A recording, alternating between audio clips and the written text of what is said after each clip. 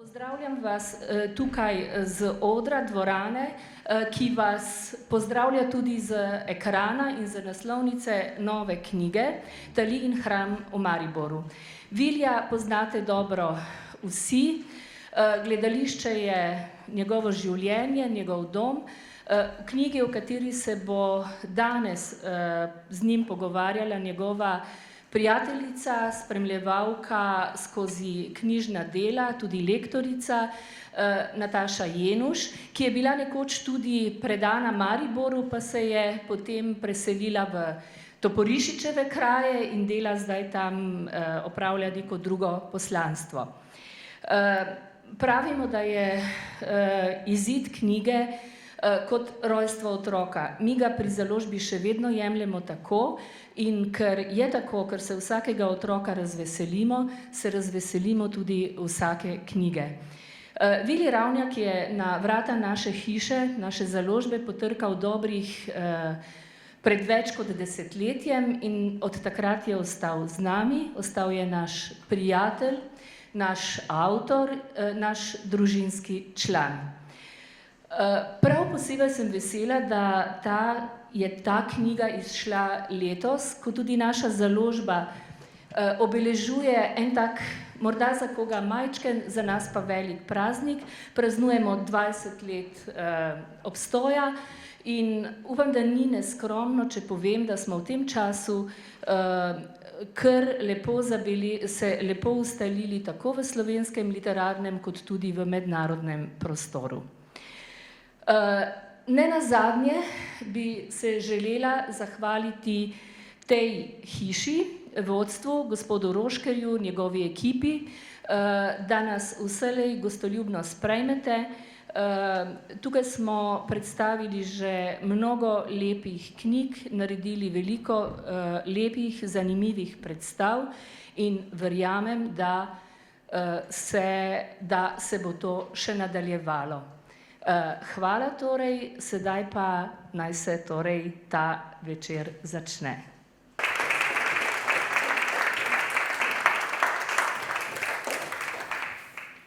Nekoč je bila razlika med eksperimentalnimi ali alternativnimi in tradicionalnimi repertoarnimi gledališči zelo velika. Danes pa je majhna. Če so pred 40 leti v tradicionalnem gledališču uprizorili nekaj v duhu gledaliških avantgard, je bil to estetski šok, ki je zatresel celo institucijo. Danes je to običajen dogodek. Imel sem veliko srečo, da sem lahko ustvarjal v gledališču 80 let, saj je imel takrat teater na družbo res izjemen vpliv. O takem vplivu lahko danes samo sanjamo. Družbeno oziroma politično moč gledališča sem prvič neposredno doživel ob uprizoritvi metastabilnega grala v mariborski drami leta 1987. Spominjam se, kako je bil na njeni reprizi na Borštnikovem srečanju prisoten ves takratni slovenski politični vrh. Kako je Milan Kučan pogledoval v tla in na oder, ko je igralec Peter Boštjančič govoril svoj znameniti monolog o takrat že zelo močno razpadajoči Jugoslaviji. Zaradi takšne predstave bi 15 let prej vsi šli v zapor. To se proti koncu 80 let ni več moglo zgoditi. Na nek način je takrat tudi politikom ustrezalo, da javno in odkrito govorimo resnico. Prek politično angažiranih predstav 80 let so se širile meje družbene svobode. Iz zgodovine gledališča vemo, da ima to največjo družbeno moč, ko diktatura prihaja v demokracijo. Ampak to je veljalo do pojava Facebooka in drugih novih družbenih medijev, ki so radikalno spremenili pojem javnosti in skupnosti. Gledališče je demokratična institucija par excellence, saj vanj zahajajo ljudje zelo različnih nazorov in prepričanj, na katerih gledališče gradi skupnost in jo notranje povezuje. Nasprotno, novi družbeni mediji skupnost razbijajo, saj jo fragmentirajo v majhne, nepovezane skupine enakomislečih, ki do drugačnih od sebe praviloma gojijo odbojnost. Mogoče bo gledališče v prihodnosti znova postalo ključno pri vzpostavljanju družbene skupnosti, pri ohranjanju primarne človeške solidarnosti, kajti gledališča brez živega stika človeka s človekom v skupnem fizičnem prostoru in času preprosto ni. Dragi Vili, spet sva skupaj, spet ob predstavitvi nove knjige, ki si jo napisal. Lepo te pozdravljam, vsi te poznamo kot vsestranskega umetnika, pa bi danes, ko nas je Matevž tako lepo popeljal v 80. leta, spomnila na 1. oktober 1983, ko se je sprejel službo tukaj v Mariboru in od takrat je minilo 40 let. Mogoče uvodoma povem, da si najprej hotel študirati režijo, da recimo dramaturgija ni bila tvoja prva izbira, si pa že takrat kot srednješolec napisal dramsko besedilo Pot skozi noč, ki si ga potem pokazal Tonetu Partljiču. On je prepoznal v tem besedilu talentiranega avtorja. Besedilo je potem prišlo do Bojana Štiha, takratnega umetniškega vodje mariborske drame, in zavrtel se je krog. Štih ti je ponudil štipendijo, če boš študiral dramaturgijo, in tako se je začelo. Prosim, če nas malo tudi ti popelješ v tiste čase in nam poveš, kaj vse je bilo. Dober večer. Hvala, da ste prišli. Hvala, da bom lahko z vami delil svoje misli in občutke po teh prehojenih 40 letih. Res je, tukaj sem se prvič zaposlil 1. oktobra 1983 kot absolvent ljubljanskega AGRFT in takrat sem mislil, da bom pač ostal nekaj mesecev tukaj, ker spomladi leta 1984 me je čakalo služenje vojaškega roka in sem si mislil, potem ne bom več prišel v Maribor. Ker nekako se nisem najbolje počutil tu v tistih prvih mesecih. Ampak potem se je zgodilo, da sem po odsluženi vojaščini znova prišel sem in potem se je cela zgodba dejansko začela. Takrat se je menjavalo umetniško vodstvo in določena skupina igralcev me je prepričala, da mogoče bi pa jaz lahko bil umetniški vodja novi. Jaz pa sem bil zelo ambiciozni in sem to sprejel. Ok, to je ena plat zgodbe. Moj prvi stik z SNG Maribor, oseba, ki mi je odprla vrata v to gledališče, pa je bil Tone Partljič, ki sem ga spoznal na enem seminarju za gledališke ustvarjalce, ljubitelje v Piranu leta 1977. Seznanila pa naju je žena Vita Tauferja. To pripovedujem zaradi nekega konteksta, da boste videli, kako se je ta zgodba začela. In Partljič je v svojem vehementnem slogu, ki ga ima še danes, rekel, a drame pišete? Ja, pol pa mi pošljite kakšno branje. In jaz sem rekel, super, pa bom poslal to, kar sem takrat končal, in to je bil dramski tekst, ki se imenoval Pot skozi noč, zelo simboličen naslov. In on to prebere in seveda zelo pozitivno oceni in reče tako, to bom priporočil umetniškemu vodju, da bi igrali. In jaz potem nekega dne v januarju leta 1978 pridem v SNG poiskati Toneta Partljiča, da ga vprašam, kdaj bodo igrali moje igro. Seveda, to je skrajno naivno, ampak kako sem pa jaz vedel, kako te stvari potekajo, kako sem takrat to vedel.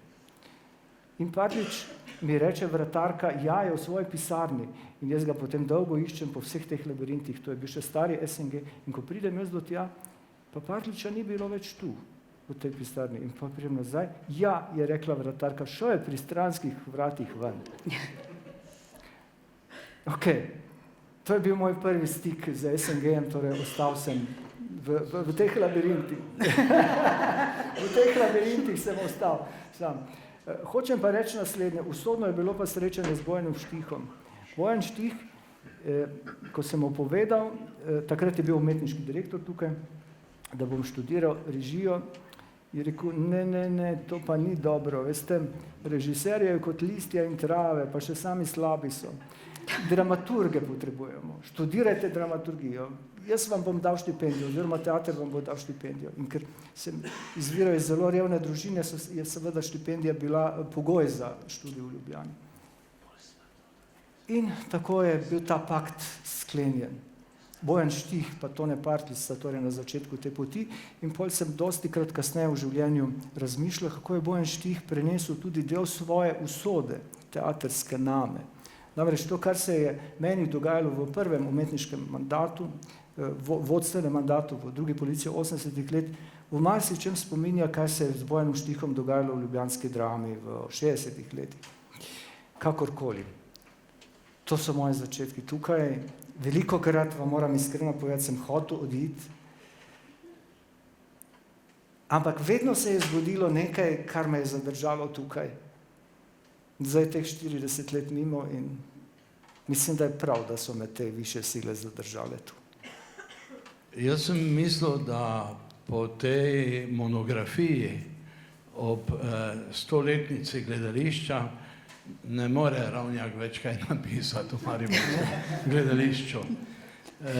Tudi kdo je imel v roki to enciklopedijo mariborskega gledališča, ve, da tako temeljnega dela nima nobeno slovensko gledališče. To ni moje mnenje, je tudi mnenje bilo kritike. Po mojem mnenju, seveda, jaz sem nastopač in veliko govorim, ni treba, lahko vzamete kaj za rezervo, si mislim, da do zdaj ni nihče tako globoko razumel gledališča v našem mestu, seveda Bruno Hartmann. Ampak Vili ga razume še na en drug način in se mi zdi, da je privilegij, da imamo nekoga, ki tako slikava preteklost, pri čemer je tako natančen, da niti napake ne moreš najti, za razliko od drugih ali pa od mene. Jaz sem knjigo takoj prebral Vili 2-krat.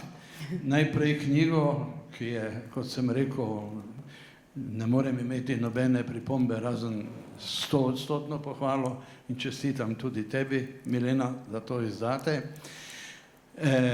Drugič pa sem bral samo tam indeks, kjer piše Partlič, pa sem tiste strani še enkrat prebral. Torej, to je moje prvo mnenje, da nihče tako, vse ti se ukvarjaš še z neko drugo znanostjo, kamor ti jaz nisem sposoben slediti niti v sanjah, se mogoče tudi to pozna, ker je toliko poglobljeno in vedno iščeš bistvo. Si pa tak preciznaš, mogoče reš od komu na živce, da je vse točno. Ti greš vedno k izvirnim virom. Ne povzemaš iz literature drugih, ampak se sam prepričaš.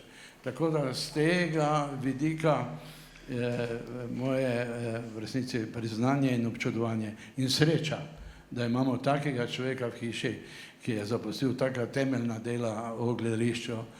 O tvoji gledališki praksi iz previdnosti ne bi rekel kaj dosti, ker si pač plezal kot Sizif, pa ko si prišel gor, pa se je skotalilo, pa še ti ni bilo dovolj, pa si še enkrat. So pa tudi nekatere stvari, ki so v mestu nekaj pomenile. Jaz gotovo nisem bil fan Pandurjevega gledališča, čeprav daleč od tega, da bi ga ali zapostavljal ali zviška ne gledal kot nekateri.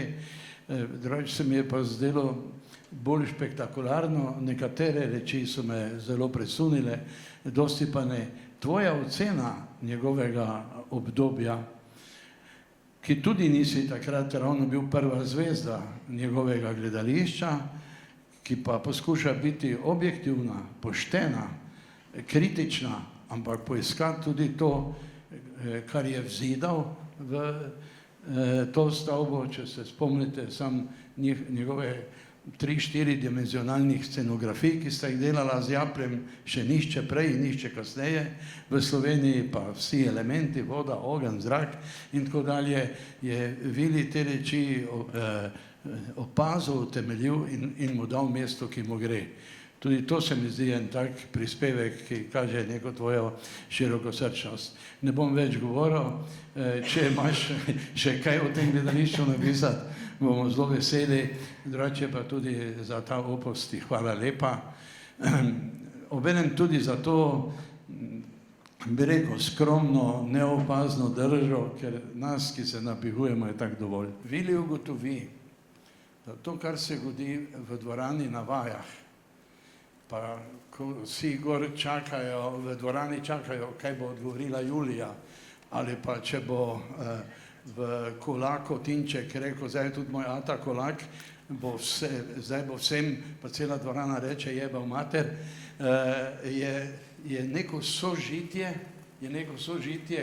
ki ga prek teh digitalnih stvari ni mogoče ustvariti, in Vili pravi, da se mu zdi, da je ta majhen prostor gledališča ena zadnjih oaz človeške komunikacije, ko si rečemo, ko se poslušamo, razumemo, v čemer on vidi celo temelje razsvetljenstva na svetu. To sem hotel reči, da to pa je moje, iz tega se pa jaz potegnem neko moč, da lahko vztrajam. Hvala. Vili, dajva se malo prosim ustaviva pri tem, ko si prvič postal umetniški vodja drame SNG Maribor. Bil si daleč najmlajši na tej poziciji v takratni Jugoslaviji, za teboj je bila vojaščina, ne? In pred teboj zanimiva pot. Prej je Matevž prebral, v knjigi je navedeno, če samo izpostavi Metastabilni gral, potem trojni projekt Bertolda Brehta, tako kot je. To so recimo predstave, ki so resnično vzbujale pozornost.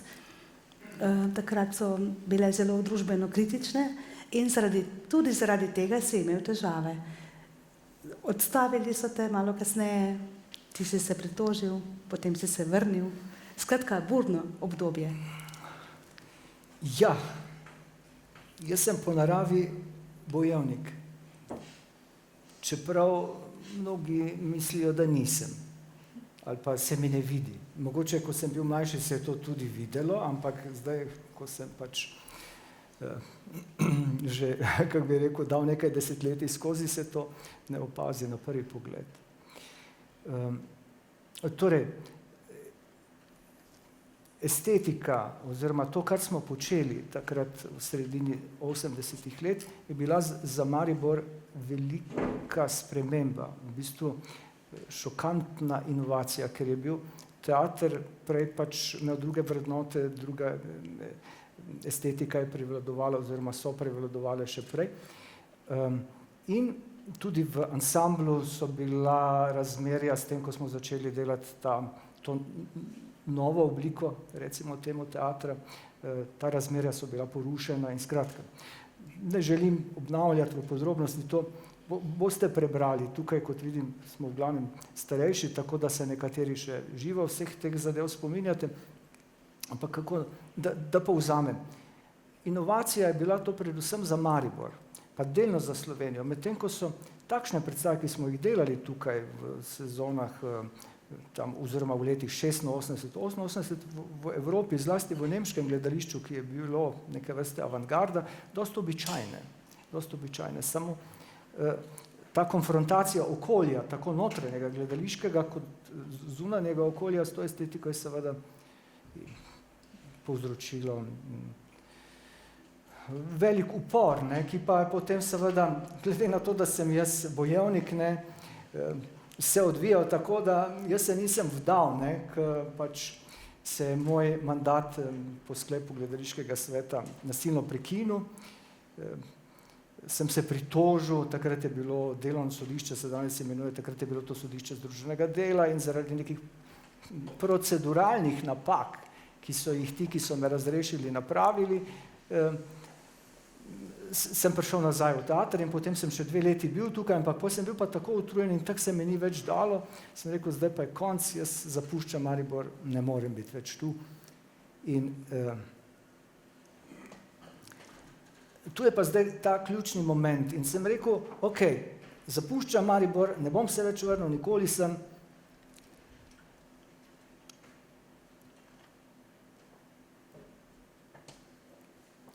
Ampak rad bi se poslovil z nečim,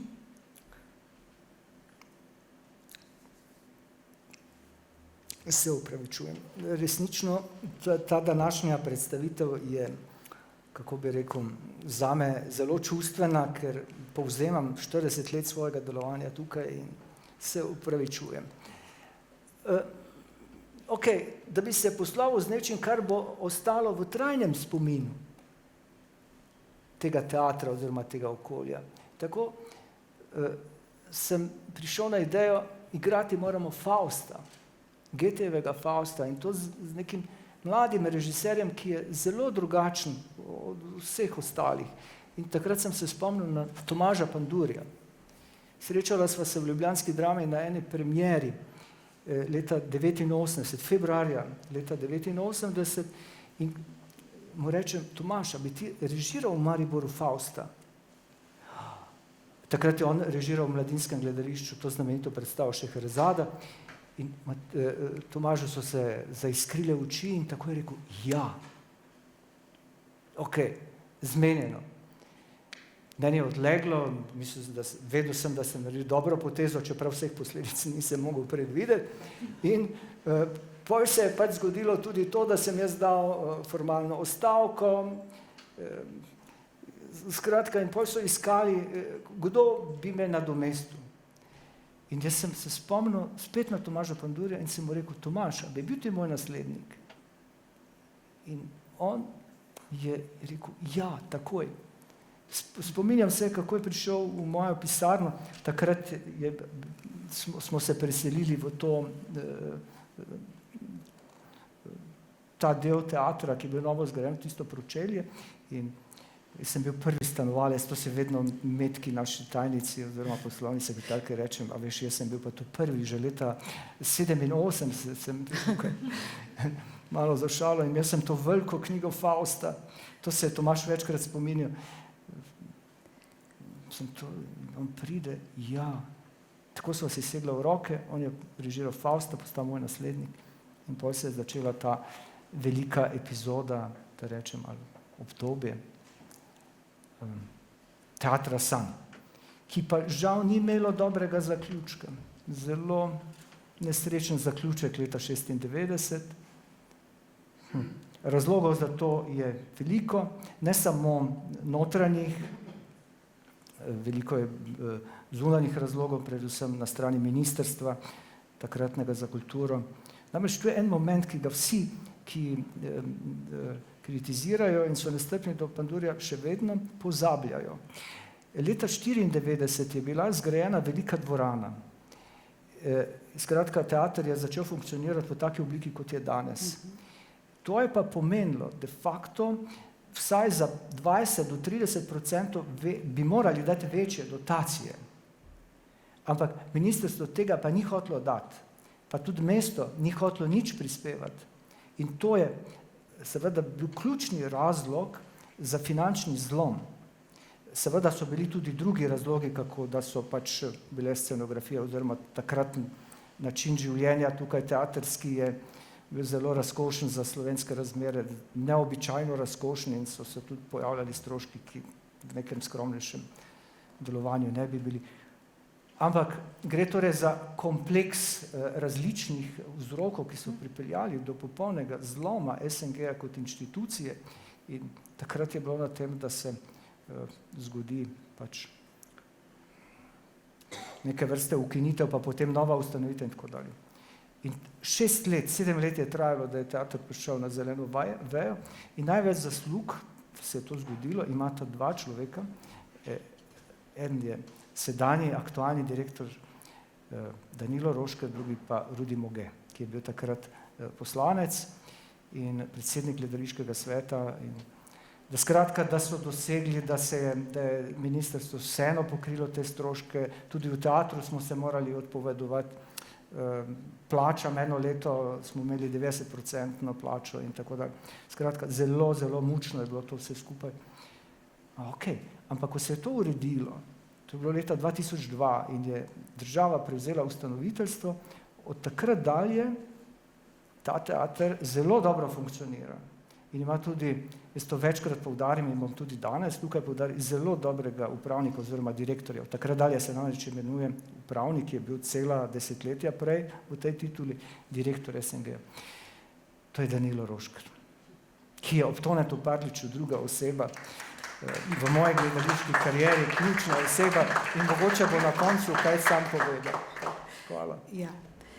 Ja, se strinjam. Tudi jaz sem takrat Ti kot novinarka si spremljala 10 let SNG, tako da ve. Mogoče bi se samo navezala, mogoče malo vrnila nazaj, pred 2002, v tista leta 96-97 po Pandurju, ko je teater dobil tudi novo moč, prišli so kar veliko teh mladih igralcev, diplomiranih, ki so nekako dvignili vso to. Ena ekipa je takrat odšla, Pandurjeva, prišla je nova in dejansko so se zgodile velike spremembe in se vse skupaj sestavilo na novo, je bilo zelo lepo.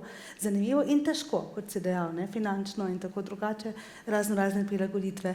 Vendar bi se pa mi je bilo zanimivo, ko si mi rekel, bi se dotaknila tega, da Pandur, ki je 3 leta mlajši od tebe bil, si napisal in večkrat si mi to povedal, da se vidva v bistvu nista družila na faksu, da se nista toliko videvala.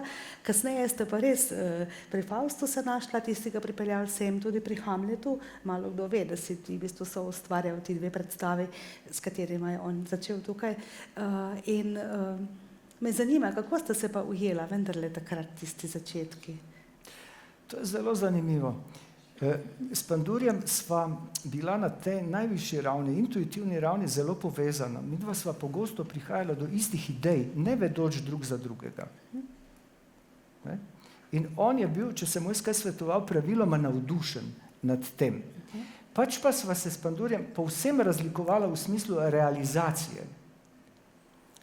Jaz sem asket, Pandur pa je barok. To je ogromna razlika.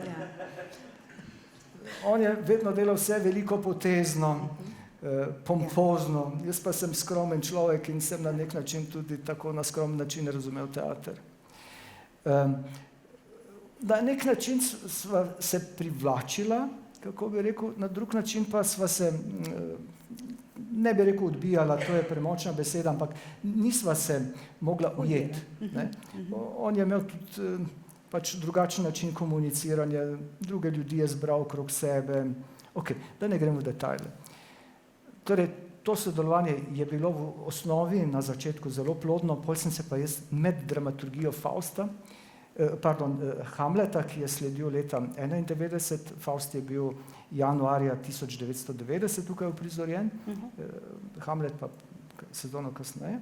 Medtem sem se začel notranje odločati, da bi pa jaz stran šel, da ne bi bil več tukaj, se ne počutim dobro.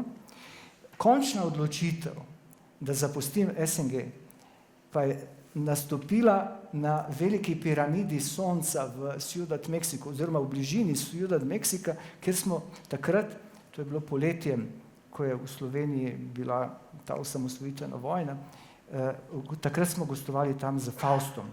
In Faust je prejel tam najvišje priznanje, to svetovno nagrado za najboljšo predstavo svetovnega festivala.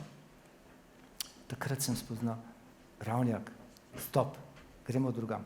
In eno leto kasneje, oziroma spomladi leta 1992, sem dal odpoved, potem nekaj let me ni bilo tukaj, 4 leta. In imel sem veliko srečo, ker če tega takrat ne bi naredil, serije Tretje oko, ki jo mnogi poznate in se še spominjate, na televiziji Slovenija ne bi bilo, pa tudi moje druge dejavnosti ne bi bilo. Kot veste, večina vas je tukaj, ki veste, da se jaz ukvarjam z meditacijo in da to učim. Ok, to je ta zgodba.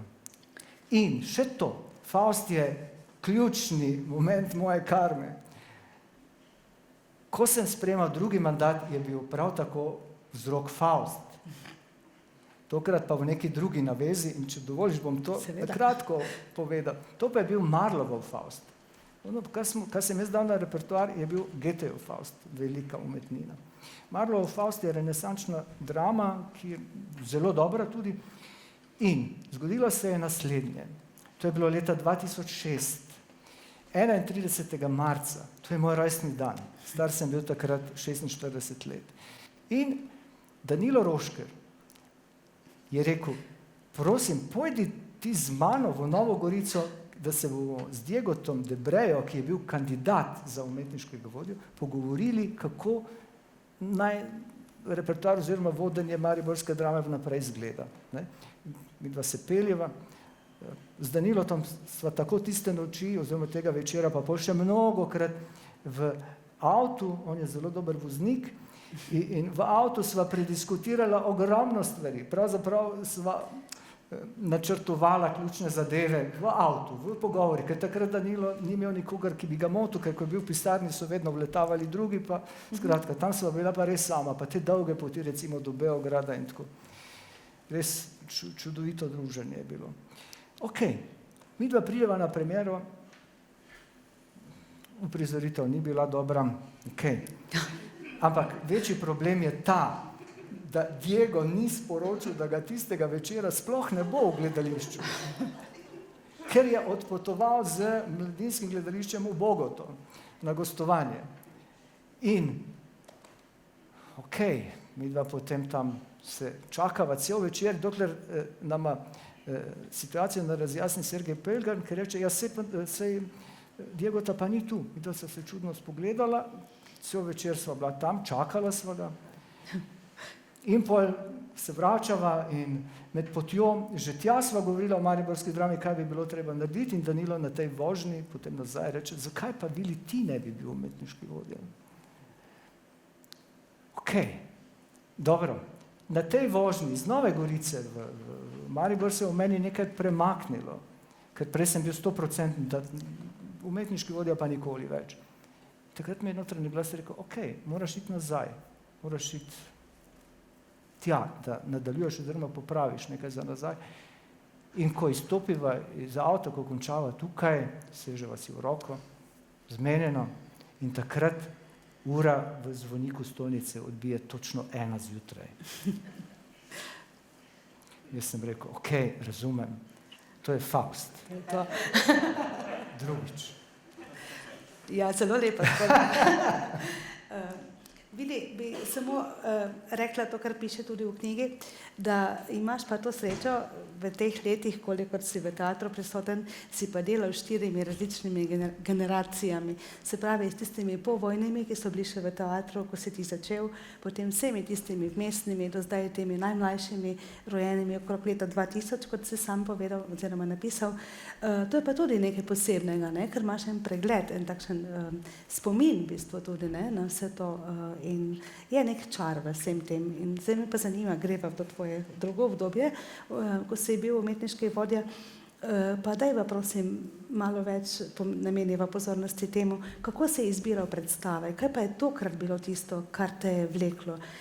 Rekel si prej, da si intuitiven, da si čutil notranji glas, ti je to povedal, imel si tudi rokovnik, kamor si zapisoval ideje, ne?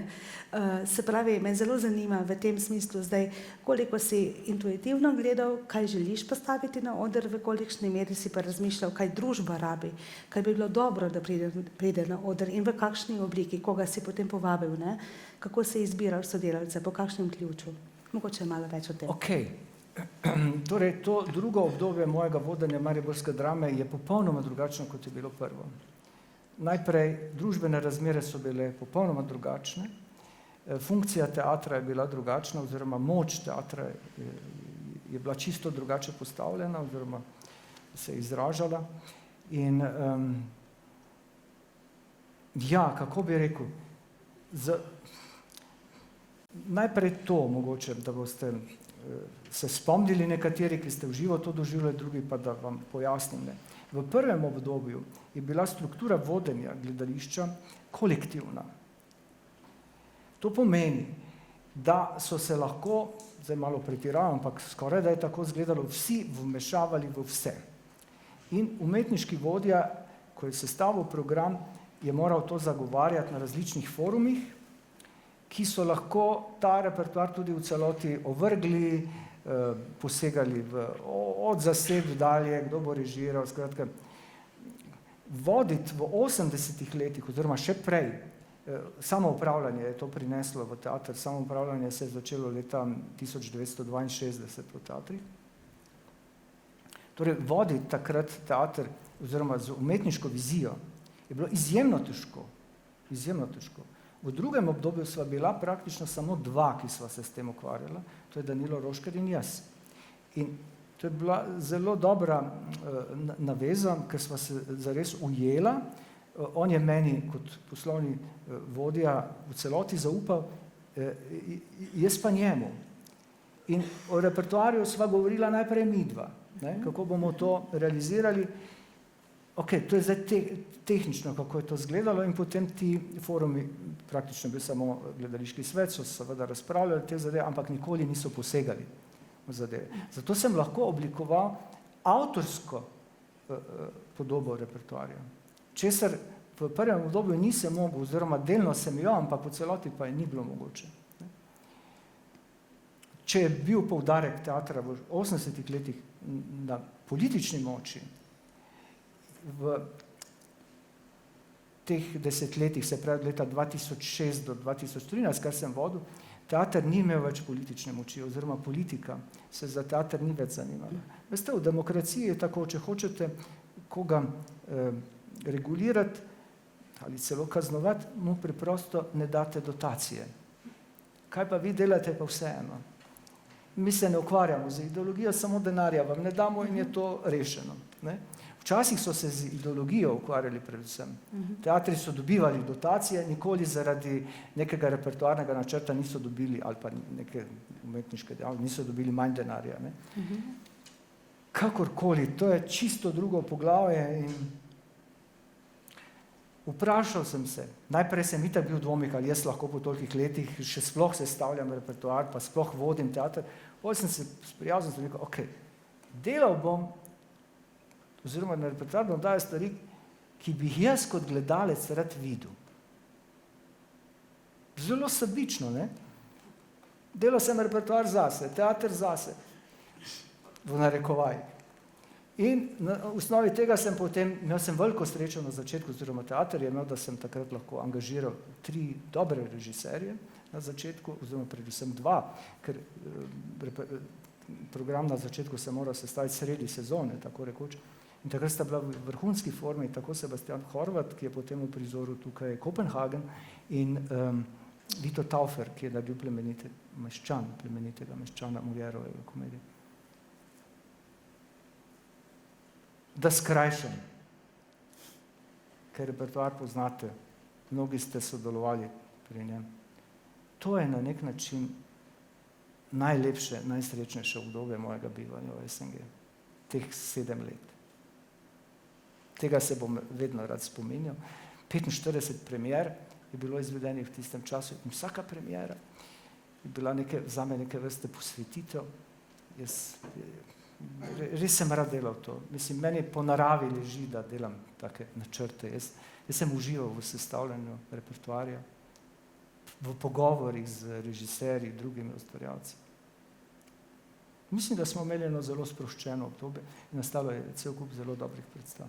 Čeprav si v drugem mandatu malo dvomil že, ali ga končal, da bi ga predčasno končal. Vmes sem imel parkrat dvome in sem Danilotu tudi rekel, veš kaj, če jaz ne bom zmogel več delati, če mi bo pretežko zaradi različnih razlogov, predvsem medosebnih odnosov, ker zame je najtežje vedno bilo to v teatru, medosebni odnosi. Jaz imam zelo rad teater, ampak medosebni odnosi so včasih tako naporni. Grobni. Najbrž ne samo Okay, teatru. ampak samo enkrat ali dvakrat sem imel dvom in sem že imel, nisem še povsem napisal, ampak sem že imel, da napišem odstopno izjavo, pa sem rekel, ok, dobro, če šel bik, naj greš v štrik, bom ostal do konca. In potem sem do konca mandata ustrajal. Čeprav si se pa soočal tudi res s krizami, finančna kriza je bila velika, leta 2008, ki je bila dejansko gospodarska kriza velikanska po svetu, ne, v Evropi tudi, in napisal si v knjigi, to vemo, na splošno velja, da se takšne krize odražajo v umetnosti tudi malo kasneje z nekim Približno zamikom. leto pa pol do 2 leti kasneje. In da si potem moral svojim sodelavcem, med njimi so bili to tvoji prijatelji, še vedno so, si moral kar povedati, ne, da ne bo več šlo tako finančno, kot je šlo do takrat, kar najbrž ni bilo enostavno, vendar le si bil njihov vodja, ne, in usmerjevalec, tako da tudi to lahko odnose spremeni. Ja. To se pravi, leto 2010 je predstavljalo meni osebno, oziroma tudi nasploh v teatru, prelomnico. Do konca leta 2009 je bilo financiranje zelo, prvič, itak je bilo stabilno in solidno. Mislim, da je bilo do takrat, in to obdobje je trajalo njih 8 let, recimo že tam od leta 2003-2004, ne, je bilo v finančnem pogledu zelo dobro obdobje. Hočem reči, da takrat pa je bila to prelomnica, ne, in leta 2010 in denarja je bilo naenkrat manj in bilo je treba začeti zniževati honorarje za scenografijo, kostumografijo, ni bilo več toliko denarja. Veste, kako teatri finančno stojijo, se vidi že potem, kakšna je scenografija. ali pa kostumografija. Čeprav lahko uporabljamo tudi popolnoma asketski pristop, pa imamo veliko denarja, pa ne naredimo razkošne scene, ampak ko postane skromna scenografija pač stalnica, potem veste, da je pač teater v zelo slabem finančnem stanju. Ne? Ampak to smo prebrodili. To je bilo eno zelo stabilno, zelo dobro obdobje, zlasti do leta 10, pol smo pa že morali malo improvizirati, pa tudi repertoar je bilo treba prilagajati na nove okoliščine in tako dalje. Ampak še enkrat pravim, Danilo je zelo dober direktor in skratka se je znašel v tem in zato je še danes tu na tem mestu in jaz mu želim, da je čim dlje. Čim dlje. Kaj se mora zgoditi, Vili, da je predstava zate dobra? Kaj se mora ujeti? Srečno soupadanje različnih okoliščin. Dobrih predstav, presežkov ne morete planirati. Dobre predstave oziroma presežki so čudeži, ki se zgodijo ali pa ne. Imate lahko odličen tekst, odličnega režiserja, odlično zasedbo, igralsko, ampak izdelek bo povprečen. Kako to? Mora priti do neke, ajde recimo temu, božje iskre, ki se zgodi med vsemi ustvarjalci in pa tudi v stiku z auditorijem. Veste, običajno si mislimo, da so gledalci pasivni, pa ni res.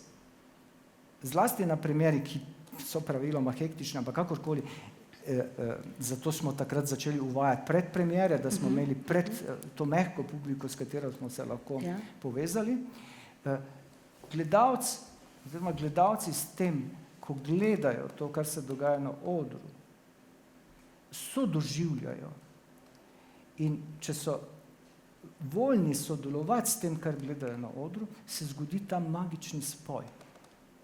Če imate pa vi v dvorani ene duhamorne kritike oziroma ljudi, ki vas pridejo gledati in iskati napake, potem pa se to ne more zgoditi. Veste, jaz sem se zelo veliko ukvarjal, ker se nasploh ukvarjam z raziskovanjem medčloveške komunikacije, kaj se dogodi med odrom in dvoranom. To je čudežno in to, kar je bilo na začetku prebrano iz te knjige, jaz mislim, da je to bistvo teatra, človeška bližina, da skupaj dihamo, da skupaj vstopimo v ta magični univerzum, ki je predstava, seveda, ki jo ustvarjajo ti, ki so na odru in ti, ki gledajo to. Zame je bilo gledanje vedno kreativni akt. Ker gledanje zaznava je istočasno interpretacija, podoživljanje in skratka, da ne grem zdaj v teorijo pregloboko, gledalci so ključni. In mariborsko gledališče je od nekdaj imelo dobro občinstvo. In predvsem izobraženo občinstvo, vsaj ta recimo ožji krog, ne govorim zdaj o vseh abonmajih, ampak recimo in to zaradi česa? Zaradi tega, ker je lahko videlo od 60 let dalje na Borštnikovem srečanju vsako leto najboljše, kar je slovenski teater ustvaril. Nobeno občinstvo v slovenskih gledališčih ni imelo takšnega privilegija. Torej so znali vrednotiti, kaj je dobro, kaj ni dobro, skratka, to ne. In jaz občinstva nikoli nisem podcenjeval. In včasih sem dal na reportar kako zadeva, ki je bila zelo zahtevna, ampak sem rekel, bodo razumeli. In so. Se dejansko teater tudi vzgaja svoje občinstvo na neki način, ne? Ja, to je pa zdaj tako, lahko bi rekli vzgaja. Če je malo prehuda beseda. Ja, seveda, teater je zelo gnetljiv medij in ga lahko uporabite za karkoli, čemorkoli, katerikoli ideologiji ali družbenemu sistemu ga lahko prilagodite. Ampak v osnovi jaz mislim, da je teater etično dejanje, oziroma da se ukvarja z etiko ali pa recimo temu spoznavno etično funkcijo v osnovi opravlja. Torej, ko mi prikazujemo neke dileme civilnega človeka, pazite, civilnega človeka, torej svobodnega človeka, notranje dileme, in ne dajemo končnih odgovorov, kak bi neka dilema morala biti rešena, ampak samo odpiramo prostor vprašanj, S tem spodbujamo to, da se gledalci sami odločijo. In ker gre praviloma v dramskih predstavah za etične dileme, torej spodbujamo njihovo etičnost, etični čut.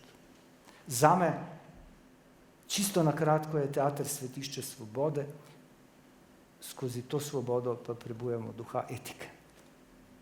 In to, ko so me vprašali dosti, pa kako to zmoriš, ja, zaradi tega, ker verjamem, da je teater nekaj dobrega za ljudi, da izboljšuje lahko ljudi, zaradi etičnega poslanstva.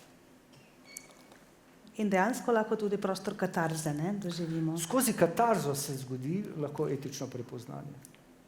To že od starih Grkov dalje. Vi morate verjeti temu, kar se dogaja na odru. Morate se poistovetiti. Če se globoko poistovetite, potem doživljate čustva, podobna čustva, kot jih imajo igralci. Čustvena energija je tisti ključ, ki poveže oder in dvorano.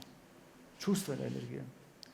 In jaz vem, da igralci najlažje igrajo, če jim gledalci jejo iz roke, kot se temu reče, če jih sledijo. Potem, namreč, jaz sem dosti krat dežural, ne, in sem opazoval reakcijo občinstva. To me na odru, kaj se dogaja, to sem pač vedel. Ne. Kako bodo gledalci spremljali? In po predstavi, ko končamo, kadar sem dežuren, praviloma igralcem rečem, nocoj ste pa imeli dobro publiko, ali pa nocoj pa niste imeli dobre publike. Ne? In to je to čudežno. Mislim, to je ta povezanost človeka s sočlovekom, oziroma odra, igralcev, z gledalci v dvorani. In jaz mislim, da bo to v prihodnosti nekaj, kar bo ključno, da bo ohranilo obstoj dramskega gledališča, oziroma gledališča nasploh, ker se bo družba povsem tehnizirala, zdaj prihaja umetna inteligenca in tako dalje, ampak neke otoke dosedanjega homo sapiensa, če hočete, bomo ohranili. Teater je, mislim, da to mesto. Gotovo, ne, da bo večno gledališče. Se tudi pandemijo je preživelo, ne, in te čudne, težke, nenavadne čase, ki so nas vse presenetili. Kakorkoli je bilo težko, pa vendarle, ne. Pandemija je stresla celotne družbene sisteme in kakšne bodo dejanske dolgoročne posledice pandemije oziroma tega družbenega eksperimenta, ko so bile družbe tak in drugače zaprte, tega še pravzaprav ni. Še ne vemo. Mislim, porast odtujenosti, porast nasilja je evidenten, ampak kaj bo imelo še vse drugega. Ampak zdaj tukaj še en moment umetne inteligence. To je pa nekaj, o čemer v knjigi nisem pisal, zato ker sem jo končal preden se je umetna inteligenca pojavila. To je novembra lani se o tem govori. V takšni obliki, ne? Ja. Pač pa sem omenjal Facebook oziroma ta družbeno omrežje, COVID in tako dalje. Ne moreva mimo dramskega studia v Mariboru.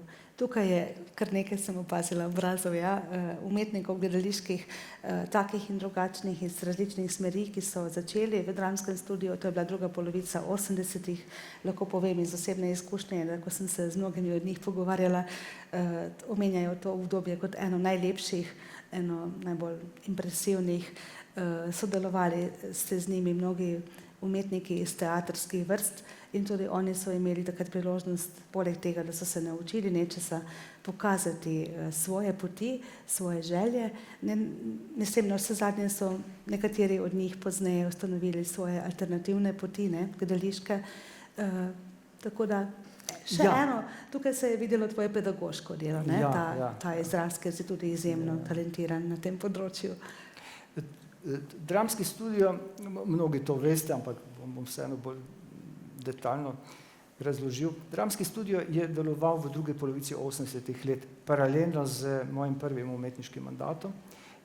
Zakaj smo ustanovili dramski studio takrat? Zato, ker mariborska drama ni imela mladih igralcev. Takrat je veljalo v Ljubljani, v ljubljanskih krogih, gledaliških, prepričanje, da se v Maribor ne gre, če daš kaj nase. To se pravi, če hočeš imeti kariero, potem moraš ostati v Ljubljani. Maribor je, Bojan Štih je govoril, da je Maribor industrijska puščava. Jaz mislim, da ni, oziroma to je stvar notranje interpretacije, občutenja. Kakorkoli, nismo imeli mladih igralcev. In jaz kot umetniški vodja, jasno, da sem imel koncept, ki je zelo vključeval mlade igralce. In tako smo začeli vzgajati svoj kader. Nastala je umetniška akademija v pomanjšanem obsegu, podoben program kot na AGRFT. In po 3-4 letih delovanja je mnogo teh učencev študija prišlo na AGRFT in so tam končali šolanje od dramaturgov, režiserjev, igralcev in ostalih profilov. Eni so šli celo v Zagreb, Prago, ampak to kasneje. V knjigi je natančen spisek sodelujočih takrat, tako študentov oziroma dijakov in profesorjev. In naredil sem tudi spisek, kaj so nekdanji učenci dramskega študija dosegli v življenju oziroma kakšne funkcije odpravljajo. In ugotovili boste, da so noter znameniti režiserji, tukaj 3 imena zagotovo izpostavil, ki jih tudi vsi ostali izpostavljajo, Jernej Lorenci, Sebastian Horvat, Matjaž Latin, cel kup igralcev, noter boste našli direktorje teatrov, kritike, dramaturge in skratka, zelo, zelo bogato obdobje, mislim, to je drugo ali pa mogoče celo prvo najsrečnejše obdobje mojega bivanja tukaj in delovanja. In res sem hvaležen tem mojim kolegom, profesorjem, ki so takrat pač to predavali, še bolj pa tem mojim učencem, jaz jih še vedno doživljam, kot da so oni stari 17 let, jaz pa 30. Kadar se pogovarjamo o dramskem študiju, je to časovni stroj, mene to požene nazaj. In dejansko, če tudi so že zdaj resni gospodje, pa tako jaz jih doživljam kot svoje otroke, oziroma kot, ja, čudovito obdobje je bilo. Žal pa moj drugi poskus, oziroma to ni bil moj poskus, jaz sem sodeloval pri tem, da bi ustanovili Akademijo za umetnosti v Mariboru. To pa se upada z drugim umetniškim mandatom. Ta poskus pa ni uspel. Ampak ne po zaslugi teatra oziroma ekipe, ki je to pripravljala za gledališki oddelek, pač pa zaradi univerze oziroma vodstva univerze, pa tudi mestnega vodstva, župana in tako dalje. Akademijo za umetnosti smo ustanavljali 4 leta, začeli smo leta 2005, leta 2007 so bile te programske smernice. Namreč ta Akademija za umetnosti bi vključevala glasbeno umetnost oziroma glasbeni oddelek, likovni oddelek in gledališki oddelek. Skratka, programi so bili leta 2007 pripravljeni, bi morali iti v akreditacijo.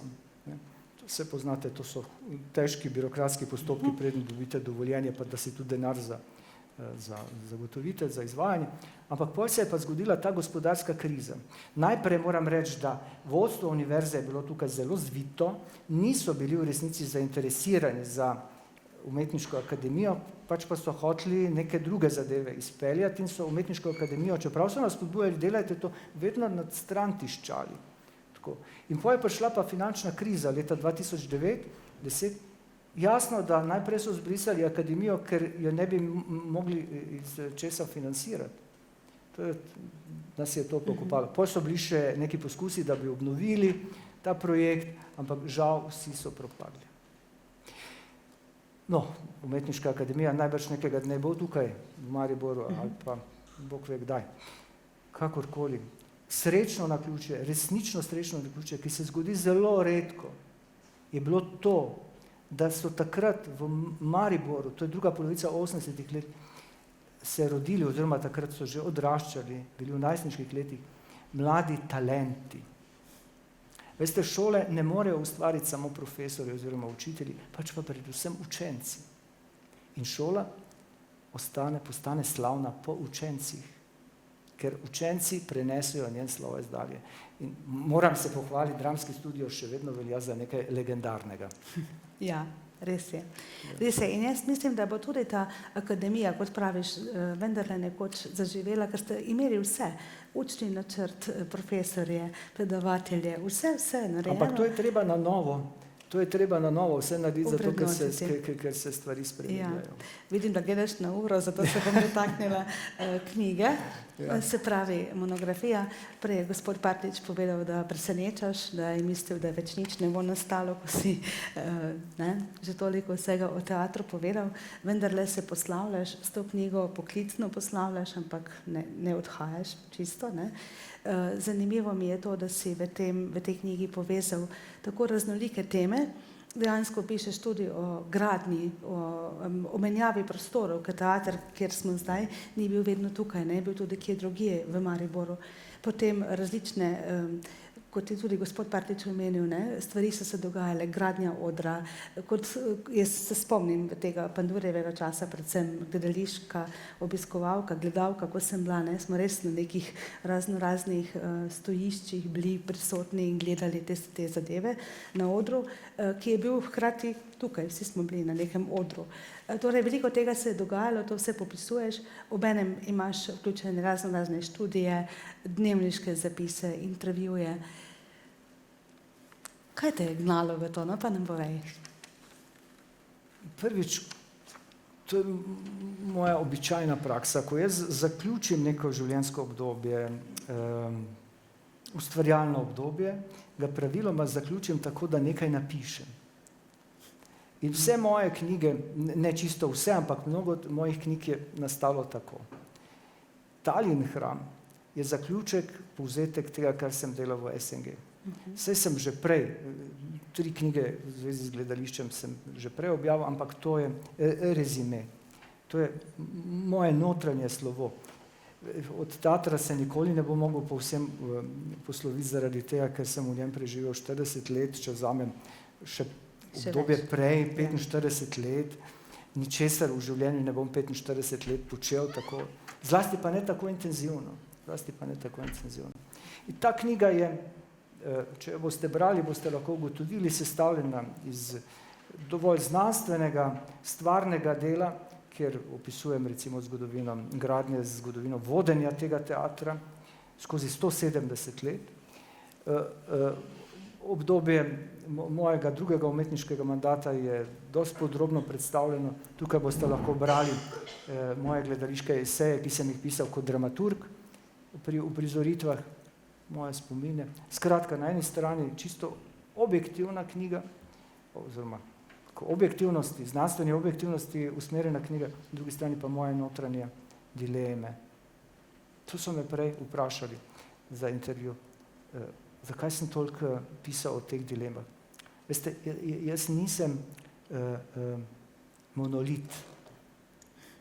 Jaz sem človek dvomov.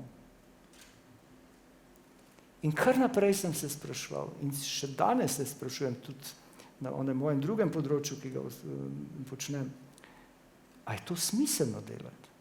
Čemu to delaš? Mislim, da je to osnova za kreativnost, ker če se kar naprej sprašujete, potem ste na nek način vedno sveži. In ko sem končal svoj mandat umetniško-vodstveni in zdaj, ko končujem tudi mandat kot dramaturg, jaz sem se ustvarjalno realiziral. Jaz nimam več kaj dodati. Tako da bom z veseljem prišel pogledati kakšno predstavo, ampak kreativne želje pa v meni ni več.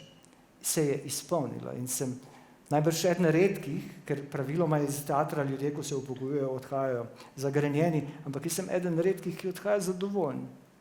Se to je najlepše. Jaz sem se izpolnil. Dosti je bilo. Za eno življenje, ne za več življenj dovolj. Lepo slišati, mislim res. Rekla sem ti že to pred časom, ko sva se pogovarjala, da ta avtobiografski dodatek, ki ga prav tako imaš v knjigi, me je presenetil v tem smislu, da čeprav se poznava midva že desetletja, vendarle sem prebrala kaj novega v tebi, v bistvu veliko novega, in zdaj, ko bova počasi zaključila, bi želela slišati od tebe, kaj bi pa ti rekel tistemu Viliju v okolici Zreč, v osnovni šoli, zdaj, ko se oziraš nazaj, kakšen, ne vem, nasvet, namig bi mu dal, kaj bi lahko naredil drugače, mogoče, ali pa tistemu srednješolskemu Viliju, mogoče vihravemu Viliju v prvem obdobju mandata umetniškega vodje. Ne vem, česa se najbolj veseliš, tako če povzamem, najbolj veseliš skozi ta obdobja, kaj pa je mogoče pustilo kanček grenkobe pri tebi? Jaz bi si, če bi še enkrat šel na to pot, želel, da bi bila manj skalnata in hribovita, da bi bila malo bolj položna. Želel bi si kakšne peščene plaže, ne pa da stalno plezam. Stalno plezam po nekih bregovih. Malo manj težav in malo manj ovir bi si želel na svoji poti. Drugače bi pa na to pot še vedno šel, še enkrat šel, ker bilo je vredno, vsemu navkljub. Gledališki poklic oziroma gledališki poklici imajo v sebi neko plemenito noto. In ker pač v življenju moramo nekaj početi, mislim, da delamo dobre stvari, da je v gledališčnikih, v gledališki umetnosti vendarle prisotna ena želja, da bi predali ljudem neko pozitivno sporočilo oziroma da bi nekaj malega prispevali k izboljšanju družbe in posameznika. To je to etično poslanstvo, ki je za mene ključno. Torej, ja, se je splačalo, ampak mene kot gledališčnika določa prav en dogodek, ki se je zgodil leta 1977 v Zrečah. Tistih Zrečah, ki še niso bile turistično znane, takrat Rogla še ni obstajala v turistični tej obliki, ampak bila popolnoma neznana. Jaz se spomnim Rogle kot otrok. Kakšna je bila, kakšna je danes. Takrat sem vodil eno gledališko skupino, to je bila moja prva gledališka skupina, ki se je imenovala Mladi oder in uprizorili smo eno mojo, oziroma več mojih tekstov in takrat smo uprizorili tudi nek novoletni kabaret, ki je bil narejen po besedilih Miloša Mikelna, Reci z Bogom, starim grehom, tako se je imenovalo.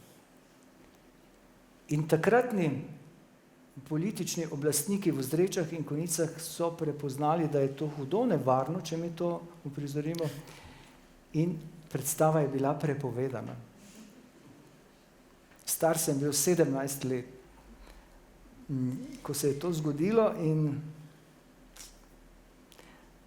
takrat sem si prvič rekel, ker sem zelo čustveno sem reagiral in jokal sem in tako dalje. In takrat sem si rekel, Vili, s teatrom se pa nikoli ne boš več ukvarjal.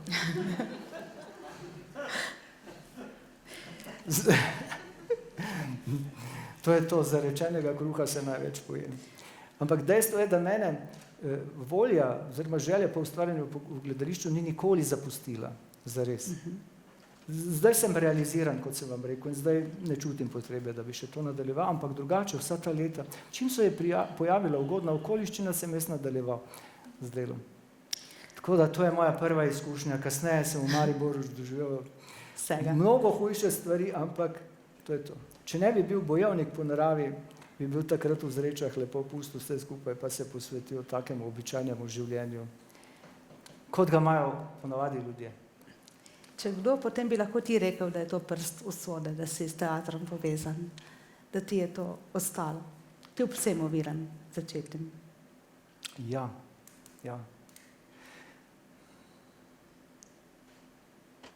Teater vam omogoča, da se ukvarjate s svetom, z življenjem. To posledično, seveda, če imate globlji odnos do ustvarjanja, če niste samo na ravni komercialne zabave in tako dalje. Skratka, če ste umetniki v tem žlahtnem pomenu besede. Nekaj več, ne? Ja. To pomeni, da se kar naprej sprašujete v smislu, da pa ne samo vašem, v smislu družbe, odnosov, ljudi, usod in tako dalje. To je tak, ja, to je v bistvu blizu filozofiji in psihologiji in sociologiji in to, in neskončno domišljije morate imeti. Domišljije pa na prvem mestu. Danes si že omenil, da si pa vendarle iskal tudi poti, da bi šel ven iz teatra. Ena od takih poti je duhovnost. Ukvarjaš se z njo tudi že zelo dolgo in verjamem oziroma vem, sva se pogovarjala o teh stvarih, da že pripravljaš nove projekte na tem področju, pa me zanima, ali bo zdaj tega še več, kje bo, kakšne poti ubiraš v to smer? torej nadaljevanje svojega življenja povezujem z vodenjem te šole meditacije, ki imam pa temi dejavnostmi, pa pisal bom še, to si želim. Sicer pa moram čisto na kratko, ker najin čas že šel preko, reči, da sem jaz se začel z duhovnostjo, tako z raziskovanjem duhovnosti, zares ukvarjati ob Faustu. To je bilo leta 1989. Bil sem dramaturg pri Faustu in takrat sem se praktično že ukvarjal z meditacijo oziroma temi tehnikami, ampak takrat sem začel to znanstveno raziskovati. In to, kar me je najbolj fasciniralo, je bilo to, da se je Goethe ukvarjal z ezoteriko oziroma alkimijo. To je bil moj vstop. Jaz sem v to raziskovanje duhovnosti vstopil skozi Fausta oziroma skozi alkimijo, skozi Goetheja. Zato jaz nikoli nisem bil fanatik, dogmat, jaz sem zelo odprt. Tako kot imam v gledališču rad svobodo, imam rad tudi v duhovnosti. To je to. In kako je to zanimivo. Goethejev Faust je Pandurju odprl svet, zmagoslavje v gledališkem smislu. Meni pa je odprl pot navznoter. To je to. Tukaj na tem odru sva si podala roke. In zanimivo, prej sem šel tam mimo, dopoldan, v sosednjem odru me ustavi Edvard Kluk, ki pripravlja baletno predstavo Faust. Sem rekel, Faust, spet si tukaj. Čas je za odhod. Ja, se hotela sem reči, da poti so notranje in zunanje, ne? Tega ne smemo pozabiti, eno in drugo je prisotno. Že drugič si pogledal na uro, ampak vseeno te ne spustim, ne da te vprašam, ali bi želel vendarle še kaj povedati, česar te jaz nisem vprašala, da se ne poslovimo tako, preden nimaš te možnosti. Veste, narava gledaliških poklicev je ta, da na koncu vsi ostanemo sami. Najintenzivneje ali najhuje to doživijo igralci. Ko je odigrana zadnja predstava, zavesa se spusti, gledalci odidejo, kolegi odidejo. In potem se vprašate, ko končate 40-50 let dela v teatru, je bilo vredno? Je imelo smisel? Jaz sem si danes odgovoril, imelo ga je.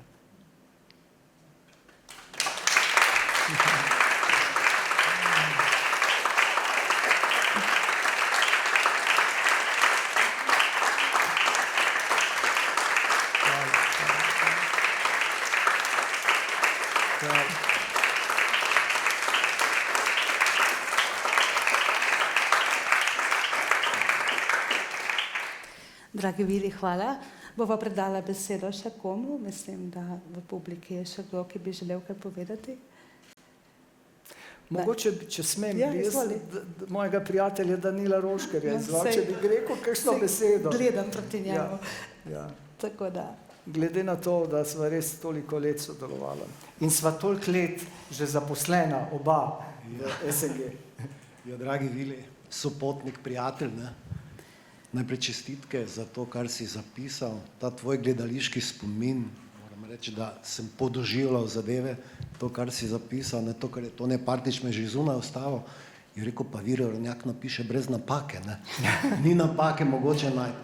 In jaz sem tudi zelo vesel, da ti po dr. Bruno Hartmanu, ne, ki je bil nekak zunanji opazovalec zgodovine mariborskega gledališča, tokrat pa ti pišeš kot notranjost, opazovalec, ustvarjalec, ki si res to vse doživljal, tudi skupaj z mano, tukaj tudi par še igralcev, ki so dali to vse skozi. Meni je mogoče malo žal, da ni malo več mladih kolegov. Jaz bi res priporočal vsem v našem gledališču, da si to knjigo preberejo, da se mogoče neke stvari več ne bi ponovile, ne? To, kar se je dogajalo, ne? Ampak to, kar si ti povedal, tudi zame, to najino obdobje, je to najlepše obdobje. Ne? Jaz Vilija še danes ali pa tudi prej vedno vprašam za nasvet, vedno predebatirava te naše odločitve, tudi ko ni več umetniški direktor, ne? Tako da se veliko o tem pogovarjava, vedno sva si zaupala in to, kar si povedal, kako sva šla v Gorico, kako se je vse to zgodilo. Ne? In tudi ko sva se, to je meni bilo zelo zanimivo in sem si zapomnil za večne čase, ko si izbiral program, pa sva že našla tekst, ne? Pa si rekel, ja, ampak Danilo, premalo je tekst, važno je cast, važna je zasedba. Zasedba naredi predstavo. Ne? In to bom rekel tudi zdaj velikokrat umetniškim direktorjem, tako povem, ne? Pa to, kar si ti, mariborsko dramo, ki je bila velikokrat v krize, v vzponih in pacih, si jo zelo konsolidiral, postavil na noge in se mi zdi, da je tudi sedaj po tvoji zaslugi gre nekako normalno to kolesje naprej, tako da veliko si meni ti dal, jaz tebi, jaz upam, da tukaj sva se res dopolnjevala, nadgrajevala, vedno sva si zaupala, tako kot si povedal, ne? In res hvala za vse in da še naprej delava, ne? Skupaj ustvarjava, tako da v tem gledališču boš zapisan z zlatimi črkami. Hvala, Danilo, ja. hvala. Vili, res hvala. Hvala tebi. Ne vem, kaj še naj dodam. Veliko je bilo lepih zgodb, kaj sva doživela skupaj. Mislim, da ja. In tudi, kako si vse te faze gledališča opisal, ne? Mislim, to je res ta pogled, ne? Kaj se vse dogajalo. Zdi se mi pa tudi to, kar je Tone Partlič prej povedal, tudi o gledališču Pandurja, da si tudi zelo pravilno postavil na tvoje gledanje. Tu so različna gledanja, ampak se mi zdi, da si ti nekako realno to tudi znal postaviti. Ne? Tako kot se velikokrat pogovarjala in tudi poznava to notranjo strukturo, velikokrat je bilo na Tomaža Pandurja marsikaj obrnjeno, ne? Če tudi ni bilo tako, ne? Ampak je bil to najboljši izgovor. Ne? So pač različna obdobja, ki so bila v našem gledališču, ampak se mi zdi, da to, kar ti reče zlato obdobje, ne, se je zgodilo v teh 7 letih, ko smo to postavili, ko si ti ansambl, ko sem konsolidiral, ko si pripeljal nove igralce, ki mislim od takrat naprej tudi nekako normalno dihamo, da je tudi mariborsko gledališče relevantno evropsko gledališče in da imamo dober program, da je publika v Mariboru zadovoljna in za to, kar smo namenjeni. To je naše poslanstvo, družbena odgovornost, tako da hvala ti za vse. Ne? Hvala, Danilo, tebi. Hvala.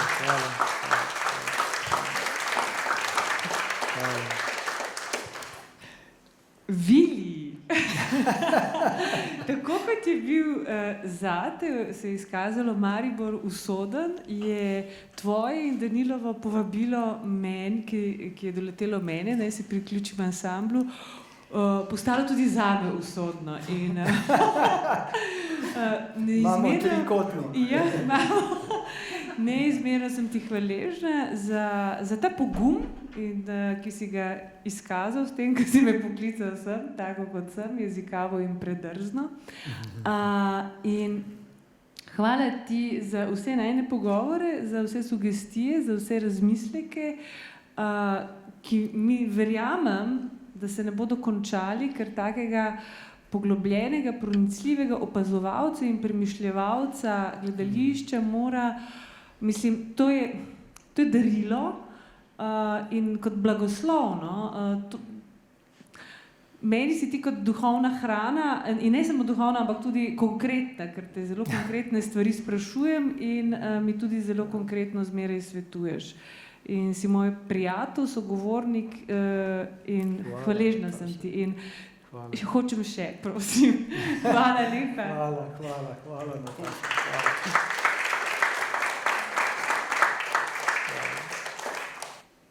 Vidim tam Matjaža Latina. To je eden od teh biserov dramskega studija. Matjaž? Lep pozdrav vsem, Vili. Ja, tudi jaz sem, ne samo zdaj, midva se večkrat srečava v mestu, ne? In nedolgo nazaj sva se celo zasedela malo skupaj. Ja, jaz sem ti neizmerno hvaležen predvsem za ta leta, o katerih si prej govoril, da sem imel ta privilegij, to čast, da sem lahko bil, kako smo mi takrat govorili, da smo bili gojenci dramskega studia, ne?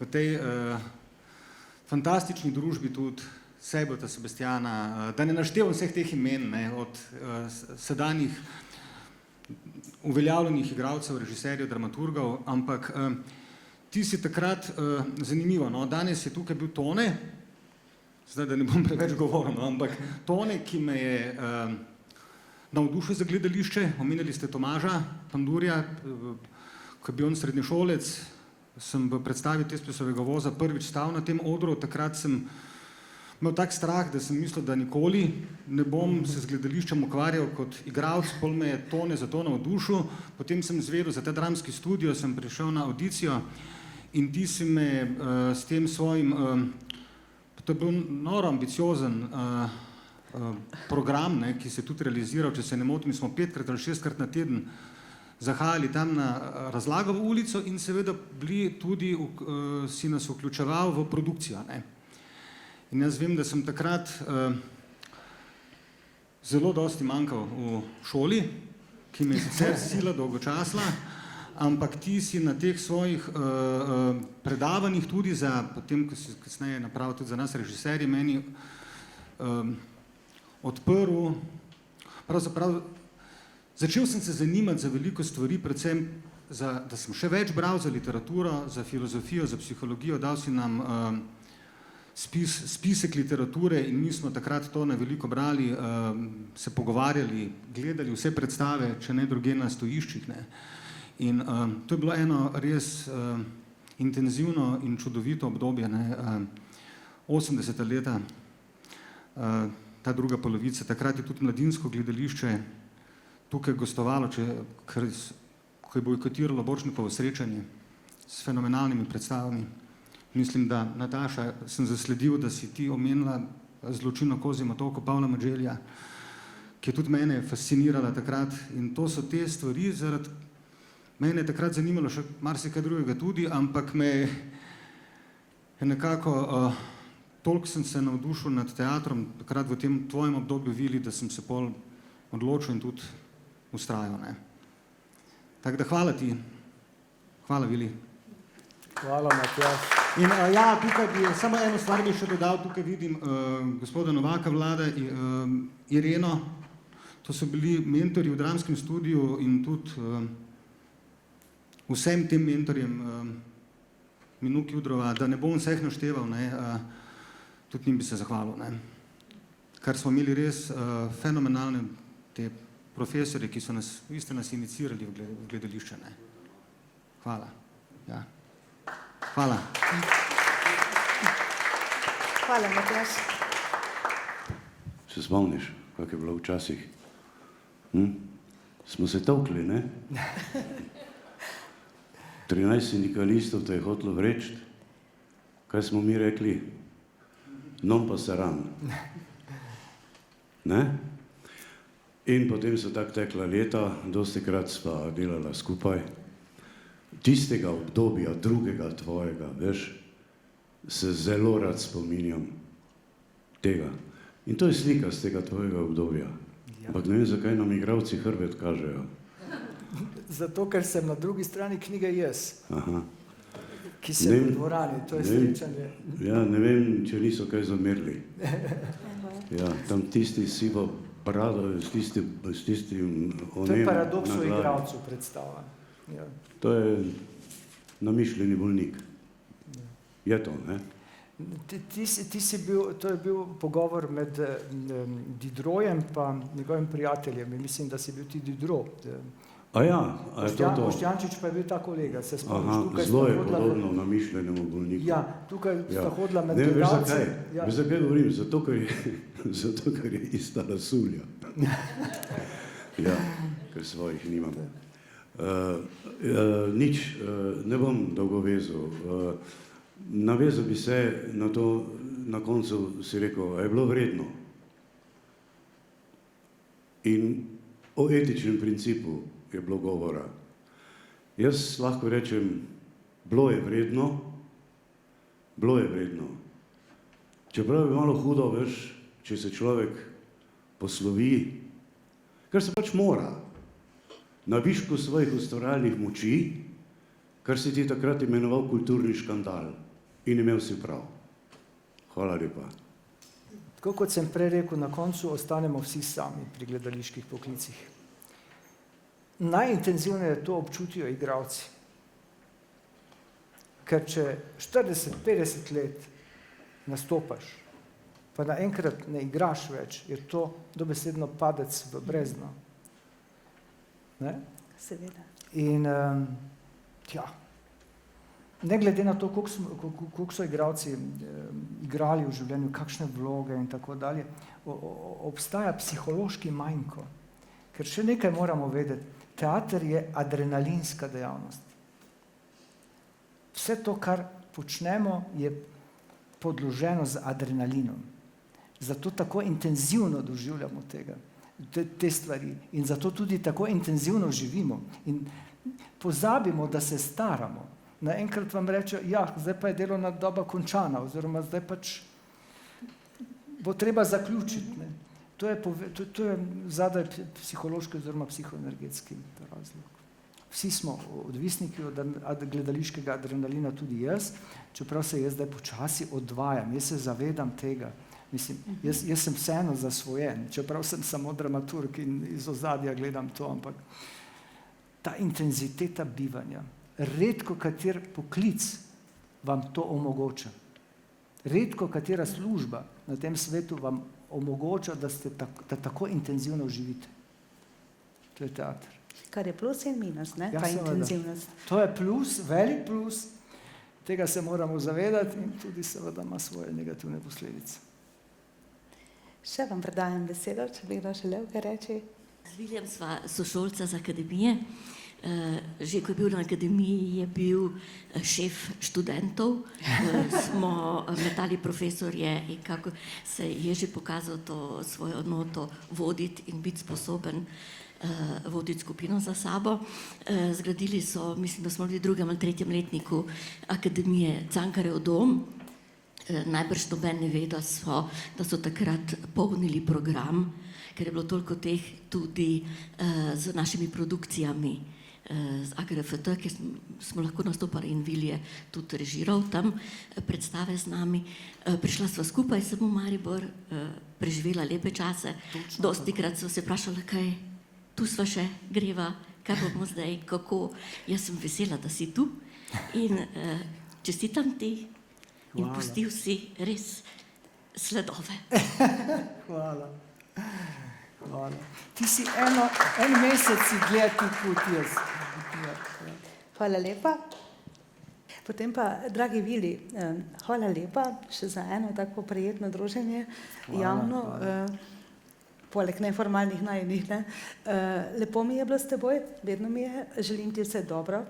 Hvala. Absolutno, upam, da se bova še srečevala tako in drugače. Hvala tudi vam, spoštovano občinstvo. Založba Pivec vabi v preddverje, da se še malo neformalno podružimo in kakšno rečemo. Tako da res sooblikovali ste ta večer, meni je bilo izjemno lepo in vem, da bom šla domov taka adrenalinska. Hvala lepa. Hvala. Dragi Vili.